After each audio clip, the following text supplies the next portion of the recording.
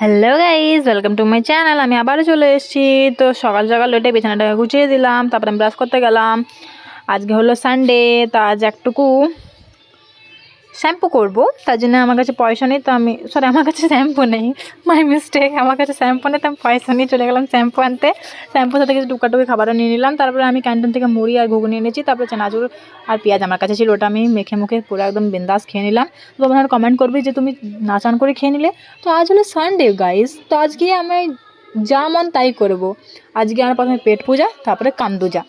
তারপরে আমি নিজের চুলটা ছাড়িয়ে দিলাম, তারপরে আমি একটু স্বচ্ছ ভারত অভিযান চালিয়ে নিলাম। তারপরে আমি নিজের চাদর ফাদর যত কিছু কাচার ছিল সব কাচাকুচি করে ছাদে মেলে দিলাম। তারপরে সব আমার মেলা হয়ে গেল।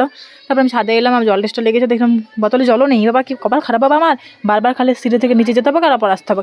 তারপরে জল ভরতে গেলাম, জলও খেয়ে নিলাম আমি। তো আপনাদেরকে বলছি যে এটা হলো আমার পার্ট 1, মানে Sunday mini blog part 1। Part 2 দেখার জন্য চ্যানেলটাকে সাবস্ক্রাইব করুন। দেখা হবে নেক্সট ভিডিওতে। ততক্ষণের জন্যে টাটা, বাই বাই।